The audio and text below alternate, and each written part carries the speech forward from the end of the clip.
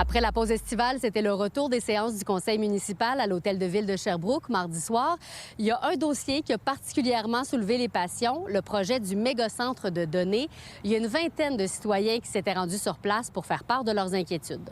Je comprends pas que vous n'êtes pas fâchés par ce qui se passe. Moi, je le suis. Keel, anciennement Bitfarms, a récolté 82 plaintes au ministère de l'Environnement et près de 60 constats d'infraction. Comment la Ville a-t-elle décidé que ce projet américain constituerait un usage prioritaire de notre électricité devant d'autres besoins tels que la transition écologique? C'est une compagnie américaine. Actuellement, ils mettent plein de tarifs, mais eux autres, ils viennent ici, puis là, ils négocient des prix au niveau de l'électricité. C'est l'équivalent des revenus de taxes de 6 000 maisons moyennes à Sherbrooke. Alors, avant de faire un X là-dessus, on va prendre le temps de bien faire nos devoirs. Bien, c'est arrivé, je dirais, plus vite que prévu. C'est assez fort. Mais c'est important que les gens s'expriment dans la mesure où ça se passe dans le respect. Alors, hier, on a pris soin de noter tous les commentaires. Il va falloir attendre que le projet soit déposé officiellement parce qu'on n'a pas de projet encore, là. On travaille seulement sur la négociation de la vente d'un terrain. Mais éventuellement, il y aura probablement un projet qui va être déposé. Donc, on ressortira ces questions. C'est sur ce site-ci, dans le parc industriel, que l'entreprise Keel Infrastructure, qu'on connaissait auparavant sous le nom de Bitfarms, pourrait venir s'implanter.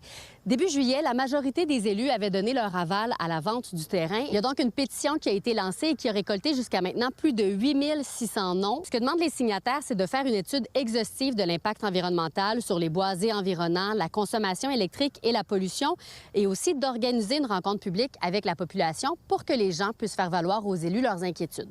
Chez les humains, on a notamment remarqué des problèmes liés au sommeil, au stress, de l'anxiété, des difficultés de concentration dans les radius de plusieurs kilomètres. Ils avaient besoin de cette entente conditionnelle-là pour pouvoir aller sur le terrain, faire des études, par exemple, sur la capacité portante du sol, sur l'environnement. Est-ce qu'il y a un passif environnemental sur ce terrain-là? Est-ce qu'il va falloir faire de la décontamination? Donc, c'est toute l'information qu'ils ont besoin de savoir pour monter leur plan d'affaires. Alors, ils vont faire leur devoir. Ensuite, vraisemblablement, ils vont nous déposer un projet. Et là, ce sera à nous, en fonction de nos compétences municipales, de l'analyser et on va prendre en considération les inquiétudes, les questions. Je demande une enquête indépendante. La compagnie a dit qu'elle fait une enquête, mais que c'est elle qui fait l'enquête. Keel Infrastructure devra montrer qu'il rencontrera les exigences de la Ville. Quelles sont précisément ces exigences? Est-ce que la population aura son mot à dire? Une rencontre publique est prévue avec l'entreprise Keel Infrastructure en octobre. À Sherbrooke, Fanny Lachance-Paquette pour Nouveau Info. Le Salon du livre de l'Estrie a dévoilé sa programmation. Pour la 48e édition, le thème sera « Courage ». Du 15 au 18 octobre, les lecteurs sont invités à assister à plusieurs activités, à visiter les kiosques au centre de foire de Sherbrooke. L'an dernier, le salon avait accueilli plus de 15 000 visiteurs et plus de 500 auteurs. En ce 19 août, plus de 200 000 étudiants effectuent leur rentrée scolaire dans les cégeps du Québec. Un retour en classe qui s'amorce sur un fond de coupures budgétaires et d'inquiétudes dans le réseau collégial. Le cégep de Trois-Rivières a une augmentation d'inscription de 3,9 % comparativement à l'an dernier. C'est sûr que nos budgets, de notre côté, c'est un peu particulier parce que nos budgets ont quand même augmenté considérant qu'on est financé sur notre nombre d'étudiants puis nos étudiants sont en croissance. Donc, en effet, on a eu une faible indexation, mais quand même une majoration de l'ensemble des budgets du cégep qui nous ont permis de faire des choix, évidemment, là, puis de continuer à investir. Parce qu'avec une hausse étudiante, c'est très difficile de maintenir, là, par exemple, nos services. Bien, on a un gros enjeu actuellement au niveau du maintien des infrastructures.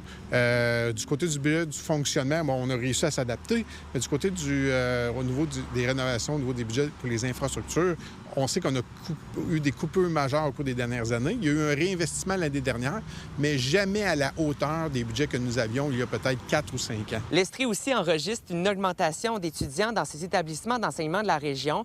Le cégep de Sherbrooke compte plus de 6 100 étudiants et en prévoit 400 de plus l'année prochaine. Alors, il doit trouver rapidement de l'espace supplémentaire pour accueillir tous ces étudiants. Vous connaissez le centre d'activité physique? Oui. C'est ça qui nous manque, à peu près 9 000 mètres carrés. On est vraiment tout juste à notre pleine capacité. Donc, on a déjà, avec un partenaire, 5 classes qu'on va pouvoir utiliser à partir de l'an prochain. Mais on travaille aussi avec le ministère parce que... Ça prend du financement. Oui, parce qu'à moyen terme, en 2034, on s'attend à 7 700 étudiants c'est 25 de plus qu'aujourd'hui. Donc, on va devoir aller chercher des espaces supplémentaires. On a eu 3 ans de coupe au niveau des budgets d'investissement.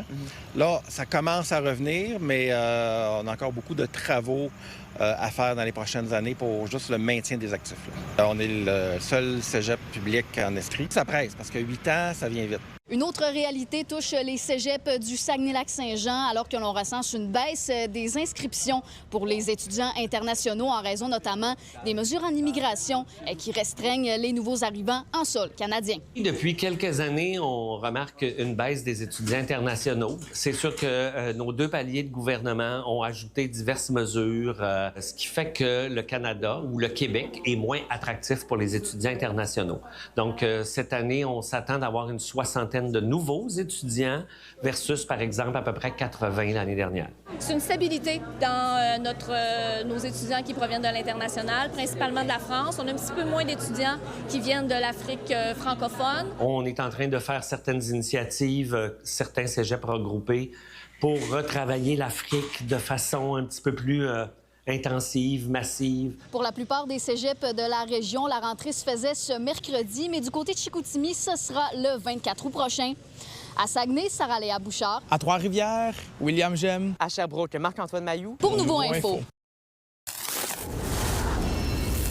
Le camp de jour Loisirs Actifamille est l'un de nombreux camps à Sherbrooke qui doivent fermer leurs portes à la mi-août en raison notamment de la rentrée au cégep des étudiants. Majoritairement, on a des gens du cégep, là, donc qui recommencent aujourd'hui.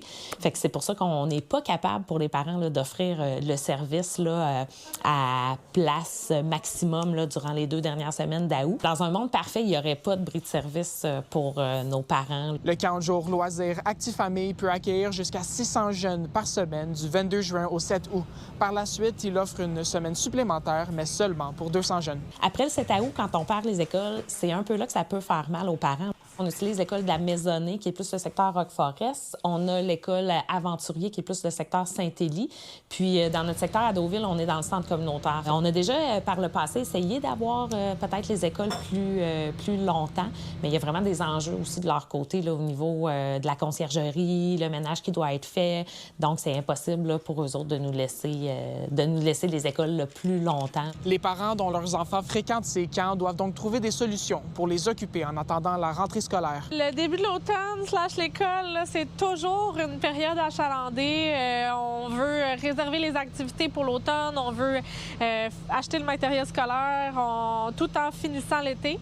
On veut aussi profiter là, des restes de belles températures. Là. Fait que oui, c'est toujours un peu rock'n'roll là, cette période de l'année. Moi, ma solution, c'est l'entourage. Alors, j'ai un bon réseau qui a levé la main pour pouvoir nous donner un coup de main là-dessus. Ma solution, en fait, première chose, c'est que j'ai un employeur qui est très flexible. Donc, je peux emmener mon garçon au travail, au bureau, ou profiter du télétravail aussi. Là. Les gens utilisent leur famille, grands-parents, frères, sœurs, qui ont des fois aussi d'autres enfants. Donc, les cousins, cousines sont ensemble. Souvent, c'est chez les grands-parents ou ailleurs, la routine est un petit peu brisée. Donc, de briser la routine une semaine avant de recommencer l'école, ça peut être un peu stressant là, de ce côté-là. Une semaine au camp de jour coûte 60 $, sans compter les frais pour les activités spéciales. Pour les parents qui doivent se tourner vers le gardiennage, ça peut coûter beaucoup plus cher. Les petites gardiennes là, coûtent en moyenne 10-12 $ de l'heure, autour d'eux, mais c'est sûr que quand on parle d'une journée complète de 8 heures, ça fait vite monter la facture pour une semaine. Mon grand, il a son cours de « Je me garde seul ». Fait que ça permet d'avoir une autre flexibilité là, au niveau de la famille. Je ne laisserai pas toute seule une semaine de temps, mais il y a un après-midi ou un avant-midi, ça peut donner un coup de main aussi. Puis lui, ça lui permet de se responsabiliser. On voulait passer le message, là, puis dire aux parents que c'est important de se trouver des plans B. C'est pas que nous, on veut pas nécessairement offrir le service, c'est qu'il y a des enjeux, là, autant de ressources humaines que de locaux, qui fait en sorte qu'on ne peut pas l'offrir, là, malheureusement. Les jeunes retourneront en classe à partir du 26 août. À Sherbrooke, Noah Abel pour Nouveau Info. Vous êtes nos yeux et nos oreilles sur le terrain. N'hésitez pas à nous écrire si quelque chose vous fait réagir ou si vous voulez nous raconter votre histoire à estrie@nouveau.info.